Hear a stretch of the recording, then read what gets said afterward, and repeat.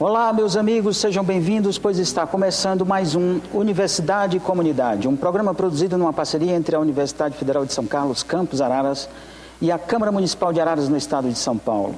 Vamos ao ar regularmente pela TV Câmara, mas você pode nos acompanhar também no YouTube. Acesse youtube.com.br, digite Universidade e Comunidade e lá você encontrará todo o nosso trabalho. Esse é o nosso programa de número 60. Este 60º programa pode ainda ser comentado no facebook.com.br/Universidade e Comunidade. Acesse e dê sua opinião sobre o nosso trabalho.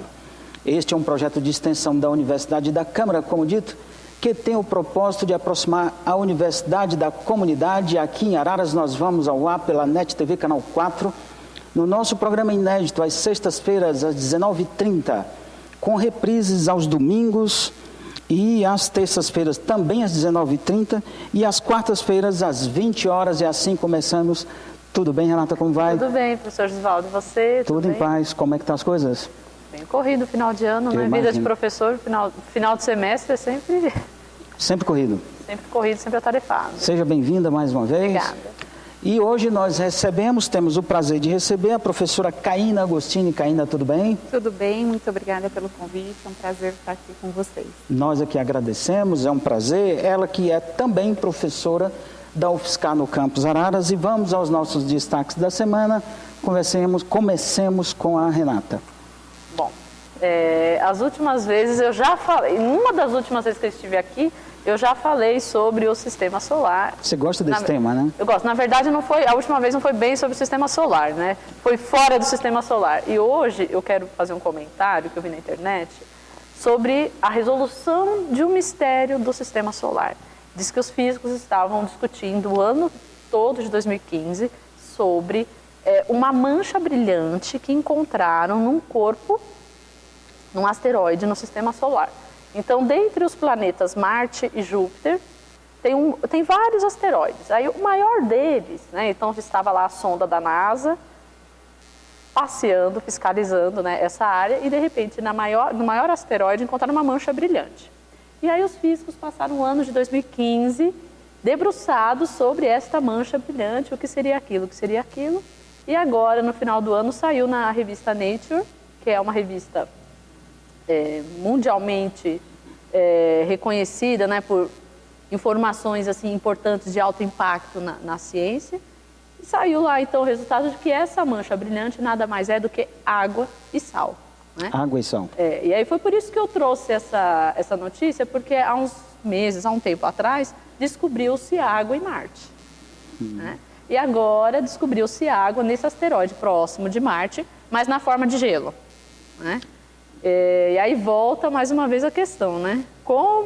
Será que existe vida nos outros planetas? Como é essa vida? Então, achar água em mais um corpo no sistema solar é animador para quem acredita que tem a vida em outro lugar. Né? Ou desanimador para quem não gostaria que isso acontecesse, mas vamos verdade. lá. O fato volta à pergunta do que nós comentamos da outra vez aqui, né? Que tipo de vida aconteceria nesses planetas? Muito provavelmente, se é que existe, seriam vidas muito elementares, né? Se é que existe. Mas é provável, no meu singelo, humilde entendimento, de que nenhum pouco especialista no tema, de que exista, né? Acabaria sendo, da nossa parte, um exagero imaginarmos que só nós estamos por aqui, né? O que a gente chama de vida é aquilo que a gente enxerga como vida aqui, né? Exato. Plantas, os animais, os micro-organismos, mas se tem alguns componentes que nós encontramos aqui no nosso planeta, como a água, por exemplo, ou outros componentes e até outros seres podem ser encontrados. Claro. Mas aí a gente deixa para os físicos quem sabe, né? Estudarem um pouco mais sobre isso.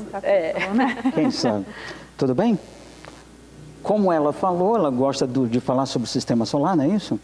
Ciência, sistema solar, porque o meu amigo Josivaldo... Vou falar sobre o sistema político que eu tanto Exatamente. gosto. Político e econômico. Era o ano de 1376, quando no parlamento inglês se discutia os problemas relativos à corrupção e incompetência dos ministros do então rei Eduardo III. era visto naquela época também uma distribuição de fazendas e terras para Alice, a então amante do rei. E por conta disso, nesse momento, portanto, no ano de 1376, iniciou-se o chamado processo de impeachment no mundo. Os Estados Unidos copiou esse modelo na Constituição da Filadélfia e a partir de 1787, começou a ser usado nos Estados Unidos.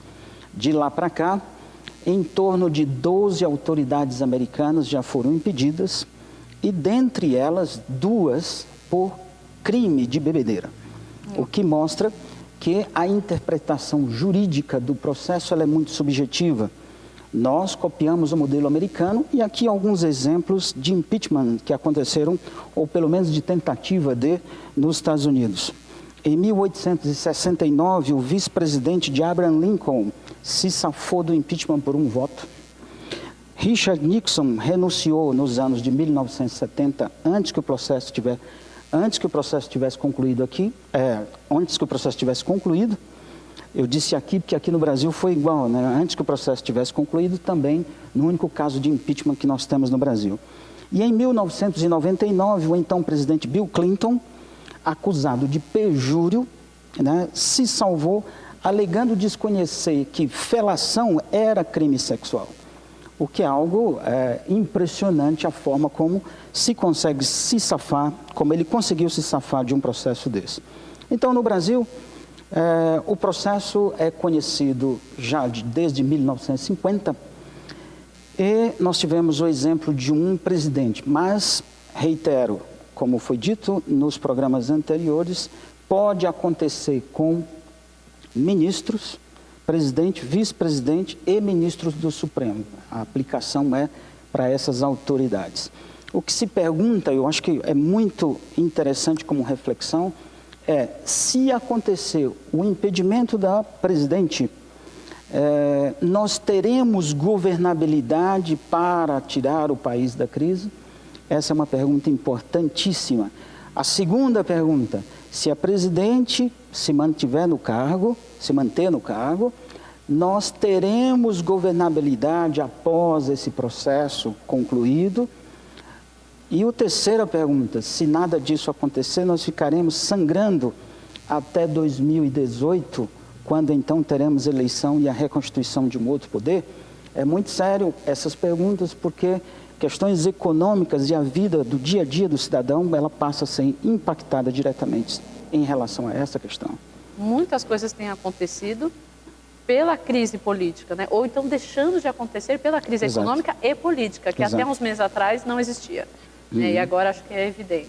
Né? Exato. E outras coisas que não deveriam acontecer pela crise estão usando essa crise como desculpa. Exato. E aí o país vai desacelerando cada vez mais. Cada vez mais. Eu acho que, eu acredito nisso, tem que se resolver rapidamente, porque os setores têm que caminhar novamente, né? Está todo mundo esperando uma resolução. Então, seja ela na política ou na economia, algo tem que acontecer para que o Brasil continue caminhando. Nós estamos numa situação de uma encruzilhada, realmente, onde essa situação tem que se resolver o quanto antes, porque tem uma semana que o processo foi deflagrado e nós estamos vendo um litígio muito grande, né? O que leva a aprofundamento da crise. Ok? Podemos seguir? Mais um destaque da semana, vamos para ranking, que afinal de contas fazia tempo que nós não comentávamos sobre as 5 melhores cidades do mundo para se estudar em 2016. Você que está em casa arrumando as malas, onde você vai estudar? Então está aqui 5 cidades, a sugestão de 5 cidades no mundo, elas envolvem uma série de conceitos. Mas vamos lá, quem aposta qual que é a primeira cidade? Paris. Não me diga. Obviamente, é meio óbvio, né? Se bem que agora, depois dos últimos acontecimentos, né? Esse estudo foi feito antes dos atentados terroristas, né? Então, isso pode alterar. Apesar de que os franceses fizeram questão de manter a sua rotina, né? E não se deixar levar pelo terrorismo que sofreram. É a melhor resposta, né? Vamos lá. Então, em primeiro lugar, Paris. Em segundo, Melbourne, uma cidade australiana. Tóquio, Sydney e Londres. São essas cidades. Produzido por uma consultoria britânica, QIAS, levou em conta 5 aspectos. A colocação das universidades da cidade em um ranking mundial, quer dizer, são universidades boas, qualidade de vida nessas cidades, diversidade dos estudantes, acho que esse foi um item que me chamou muita atenção. Eu acho que isso fez com que Paris estivesse em primeiro lugar. Envolvida. E Tóquio, por exemplo, né? Sydney, cidades da Australásia, né? Acessibilidade econômica, o chamado custo de vida, e oportunidades de trabalho após a graduação. Nenhuma cidade norte-americana. Norte-americana, é isso que me Pois é, isso também me chamou a atenção. E é engraçado porque se você pegar as publicações em revistas científicas, a maioria delas são de universidades dos Estados Unidos, né? Então, pode falar. É algo meio que incongruente, né, talvez. É porque como envolveu vários aspectos da cidade e aí veja só que interessante. Não só da universidade, né? Exato. Se a qualidade das universidades, na direção do que você está falando e a Renata também, fosse o único critério das listas das melhores cidades para se estudar, a relação seria diferente. Então teríamos Londres, Paris, Tóquio, Seul e Nova York ocupariam os 5 primeiros lugares. Muito bem. São Paulo, vamos lá, ficou em 65º lugar, atrás de outras cidades da América Latina, como Buenos Aires, na posição 32, e Santiago, 49. Por fim, eu achei que Santiago fosse aparecer na frente. Eu também acharia. Acharia, né? Os melhores alunos, considerada apenas essa categoria, São Paulo passaria para a posição de número 18. A cidade ficou ainda em 34º lugar em custo de vida, 72 em diversidade de estudantes. É um problema nosso, das nossas universidades, do nosso país, né? E 73, claro, em qualidade de vida. Muito bem, então está combinado, vamos estudar em Paris. Você esteve em Paris recentemente? Eu voltei menos de um mês antes do atentado. Você estudou em Paris? Não. Uma pena. Eu também não, conheço só para tomar vinho e ver museu. Só. Muito bem. Alguma pergunta mais? Não. Sigamos, vamos para a nossa entrevista da semana. Hoje nós temos o prazer de receber a professora Karina Agostini. Karina, você é de onde? Sou daqui de Araras. Opa, uma ararense aqui. Muito bem. Ela fez graduação em licenciatura em Ciências Biológicas na Universidade Estadual de Campinas, a Unicamp, em Ciências Biológicas. Fez mestrado em Biologia Vegetal, também na Unicamp, trabalhando com reprodução em angiospermas. E fez doutorado num programa de pós-graduação que envolveu a Universidade de Córdoba, na Argentina, e a Unicamp, também trabalhando com reprodução em angiospermas. Atualmente é professora adjunto, 2 na UFSCar no campus Araras, e é professora do DCNM, trabalha com linha de pesquisa em biologia da polinização. Ela vem falar exatamente sobre isso nesse programa 60, biologia da polinização, e evidentemente mostrar o trabalho dela. Karina, mais uma vez, muito obrigado, é um prazer te receber aqui. O que é biologia da polinização? Biologia da polinização é a transferência do grão de pólen, que seria, entre aspas, um pouquinho o gameta masculino de uma planta, né, para o estigma, que seria o órgão reprodutivo feminino, né, de uma outra flor ou da mesma flor.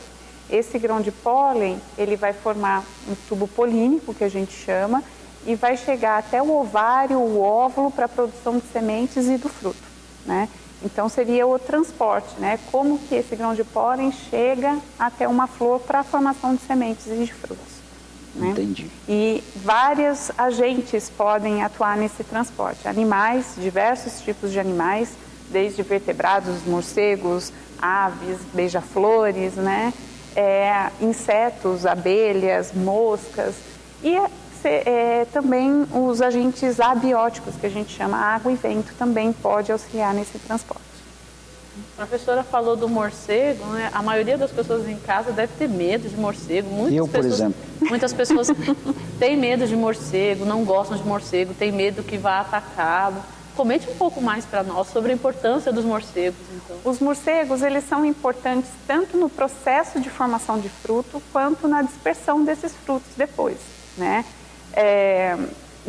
Na transferência do grão de pólen, ele não faz esse serviço porque ele é bonzinho, ele não sabe que ele está fazendo esse transporte do grão de pólen. Ele vai na flor para tomar o néctar da flor, para se alimentar, né? A flor oferece um recurso floral para ele. E o fruto a mesma coisa, né? Para dispersar a semente, ele acaba comendo o fruto, né?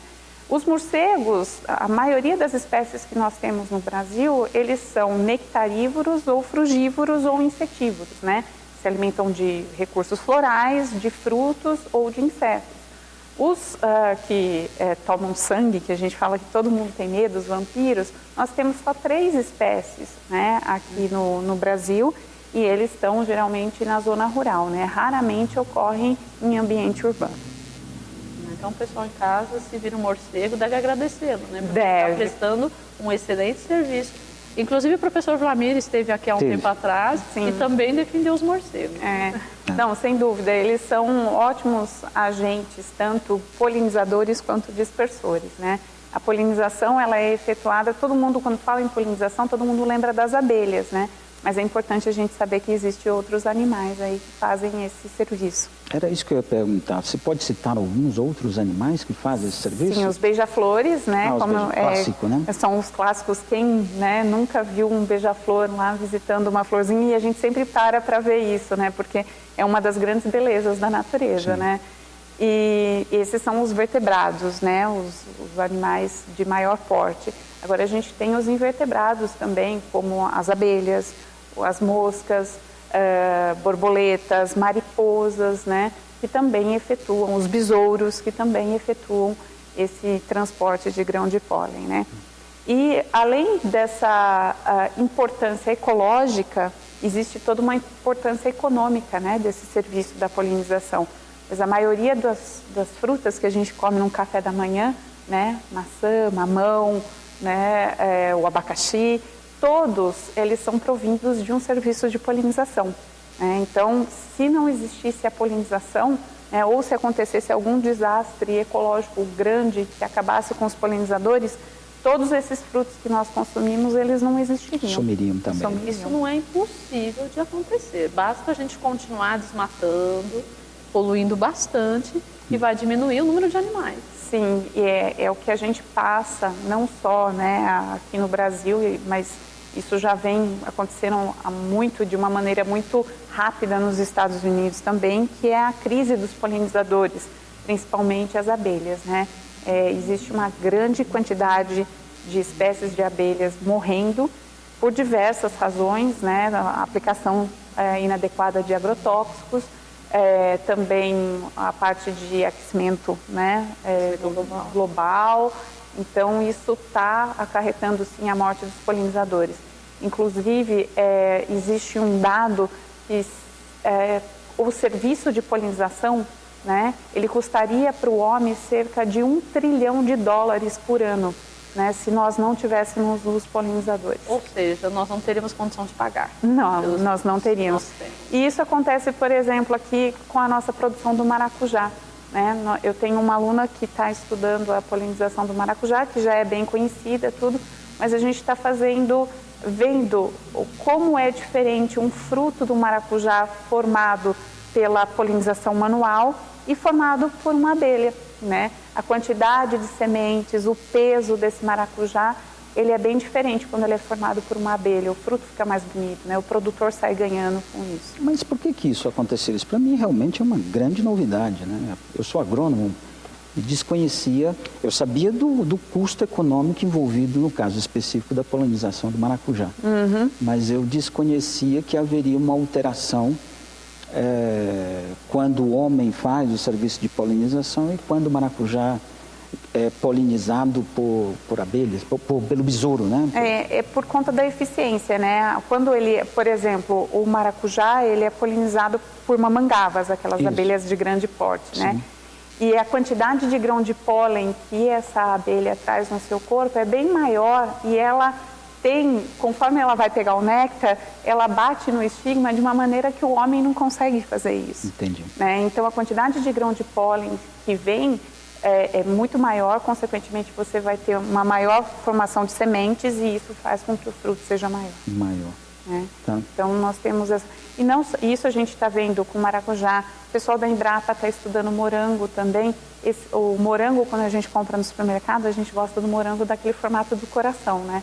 E só as abelhas conseguem fazer isso. Quando o homem vai polinizar um morango, ele sai todo aquele morango deformado, que a gente não gosta de ver no supermercado. Né? Isso tem a ver com a diversidade de flores, né? Então, na verdade, cada espécie de flor tem um formato diferente, isso tem a ver com o encaixe dos tipos de polinizadores. A morfologia do bicho, A morfologia do bicho e a morfologia da flor, elas têm que ser, é como se fosse uma chave fechadura. Um encaixe. Né? Um encaixe muito bom. E quanto maior for esse encaixe, mais perfeito vai ser a formação desse fruto. Isso é mais um exemplo de um serviço que nós não conseguimos fazer no lugar da natureza, né? De forma eficiente. Um outro exemplo muito interessante, por exemplo, é da orquídea que produz a baunilha, né? A reprodução dessa espécie de orquídea, ela é tão especializada que se acontecer algum desequilíbrio, logo a gente fica sem baunilha também, porque é só o macho de uma ordem de abelha das euglossines que consegue fazer a polinização, porque esse macho vai lá, ele capta o odor da flor, né? Segura no seu terceiro par de pernas, transforma isso num feromônio e sai espalhando para atrair a fêmea para o acasalamento. Então, o recurso que esse macho vai buscar na flor não é o néctar, não é o pólen, como a gente vê nas outras espécies, mas sim a fragrância floral, que vai auxiliar na reprodução desse animal. Que legal. E tem aumentado, em função desses problemas climáticos, a necessidade de polinização pelo homem em muitas das culturas? Tem aumentado sim, tanto é que mais nos países asiáticos, onde você tem uma grande produção de pera, né, de maçã, eles fazem, as pessoas sobem nas árvores e fazem a manual. Isso vai aumentar o custo do produto totalmente. Sim, sem dúvida nenhuma, sem dúvida nenhuma. Nos Estados Unidos, por exemplo, a produção de amêndoas, né, que eles são bem especializados nessa cultura lá, eles não fazem o manual, mas existem carretas com colmeias de abelha que cruzam de costa a costa nos Estados Unidos. Eles chegam na produção quando está em época de floração, né, deixam aquela carreta lá por um tempo, as abelhas fazem o seu serviço, né, e aí essa carreta vai para um outro lugar. Só o custo de você transportar, né, essa carreta até a produção e deixar as abelhas ali, a manutenção daquelas abelhas já é bem alto para o produtor. Mais um motivo também para nós repensarmos as nossas atitudes, né? Sem dúvida. Assim, nossas, no sentido mundial, né? Em termos de crescimento econômico, porque em alguns setores ainda o crescimento econômico está sempre em primeiro lugar, na verdade, quase todos, né? E aí depois tem que se voltar e gastar muito mais dinheiro. Uma produção importante aqui no Brasil é a soja, né? Que a flor, ela é autopolinizada. Então, você tem a formação da soja sem a necessidade de polinizadores. Mas alguns estudos, eles mostraram que se você tiver polinizador na área, a produção aumenta em 30%. Né? Então, as abelhas, elas, além de fazer com que o fruto fique mais pesado, tudo isso, elas podem, inclusive, aumentar o número de sementes na vagem, né? Então, isso é um dado muito interessante. Exponencia a produção, né? Sim. Mas o exemplo que você tinha mostrado a respeito de, não sei se a expressão é essa, aluguel de polinizadores? Né? Aluguel de polinizadores mesmo. É visto aqui no Brasil, acho que em Santa Catarina eu vi alguma coisa. Também, eles estão trazendo esse modelo dos Estados Unidos para o Brasil agora. Né? Acho que para maçã, não me lembro bem qual é o produto.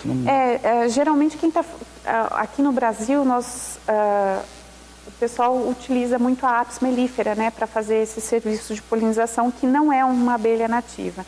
As pessoas agora estão tentando conscientizar a importância da utilização das abelhas nativas nas nossas produções, né? Por exemplo, a do morango. Se você pegar as abelhas nativas, a jataí, né, que tem um mel maravilhoso, a irapuá, elas fazem a formação desse morango muito melhor do que, inclusive, a apis mellifera. O pessoal que está em casa, a professora Roberta veio aqui alguns programas atrás e falou das abelhas nativas, inclusive aqui da região, né? Sim. Ou seja, as abelhas nativas são aquelas que vivem naturalmente na região, que não foram trazidas para cá. Sim. E uma coisa importante é a respeito da conscientização das pessoas, né? Por exemplo, em Northampton, que fica próximo de Londres ali, eles possuem um sistema de incentivo à comunidade de ter a sua própria colmeia no seu jardim. E é muito interessante o relato dos moradores, que eles possuem muitas frutíferas, né, também no seu jardim. É muito interessante que os próprios moradores observaram um aumento na produtividade no pé de maçã que ele tem em casa, né? Então, isso seria bacana se o governo desse algum tipo de incentivo também para a população cuidar, né, de um polinizador. Eu acho que isso seria interessante. Legal. A professora Caína trouxe o livro dela chamado Biologia da Polinização. Fala um pouco sobre o teu livro, Caína. O livro, na verdade, é um grande sonho realizado, né, do pessoal, né, dos pesquisadores da área de Biologia da Polinização. Ele já vem esse sonho de há muito tempo atrás e agora, realmente, há uns 3 anos atrás, ele começou a se concretizar. Ele foi lançado esse ano, né, em março de 2015, mas ele foi finalizado em 2014. Né? E esse livro, Biologia da Polinização, ele possui tudo que a gente conversou aqui rapidamente, né, de todos os tipos de polinizadores, né, da importância da morfologia da flor, da importância dos polinizadores na economia. São 23 capítulos e a gente aborda tudo sobre a biologia da polinização e como ela é importante para a conservação da natureza também. Nós somos 4 organizadores, o professor André, que está na Universidade Federal lá do Vale do Jequitinhonha, eu, da Universidade Federal de São Carlos, aqui de Araras, o professor Paulo Eugênio, da Universidade Federal de Uberlândia, e a professora Isabel Cristina, da Universidade Federal de Pernambuco. E, além de ter todo esse conteúdo, esse livro a gente quis fazer uma homenagem para a professora Marlissa Zima, que teve a sua aposentadoria compulsória agora em 2015, né, 2014, desculpa, que foi uma homenagem, porque ela foi uma das fundadoras da linha de Biologia da Polinização no Brasil, né, e vem acumulando todo esse conhecimento ao longo aí de, eu acho que quase 4 décadas, né, até mais. Você estava comentando comigo num outro momento que esse livro não pode ser comprado. Sim. Então, se alguém quiser ter acesso a tudo isso que nós falamos através desse livro, como que pode ser feito? Esse livro, ele recebeu o apoio do Ministério do Meio Ambiente através do projeto Polinizadores do Brasil, né? E como ele teve o apoio governamental na sua íntegra, ele não pode ser comercializado. Quem quiser ter acesso é super simples, basta entrar no site do Ministério do Meio Ambiente e vai encontrar o PDF em alta resolução do livro lá, né? É uma obra bem importante e, além de tudo, é o primeiro livro de biologia da polinização em português. Todo mundo que estudava biologia da polinização antes, toda a literatura era em inglês, nós não tínhamos um referencial em português e esse é o primeiro. Feito por brasileiros, com exemplos brasileiros, tudo isso. Então, deve ser bem interessante algo dessa, como marco, algo como isso, algo como o que vocês fizeram, porque numa condição tropical e de dimensão continental como nós temos, nós devemos ter uma diversidade enorme e muita coisa para ser descoberta. Nossa, muito. Mas na biologia, geralmente a gente estuda exemplos norte-americanos ou europeus. Que nos não principais é novidade, livros, né? Não é, quase todas as áreas padecem desses problemas. Né? Tanto é que uma das coisas, fugindo um pouco, né, do tema da biologia da polinização, mas indo de encontro com o que você falou dos exemplos, né, o nosso sistema, né, de previsão de tempo, por exemplo, ele é baseado no sistema de previsão de tempo dos países de clima temperado. E esse sistema de previsão de tempo inclui, inclusive, a biologia das plantas, né, porque você tem toda a parte de transpiração das plantas.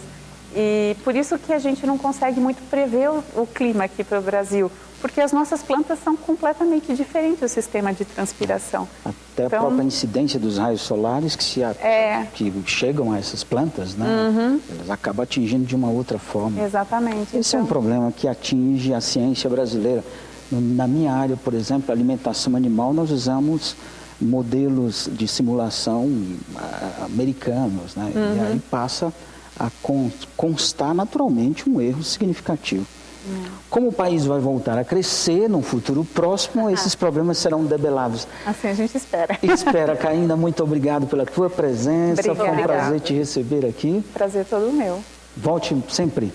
Pode deixar. Tá, Renata, foi um prazer te receber aqui. Mesmo semana que vem. Te receber não, você é de casa, tá bom?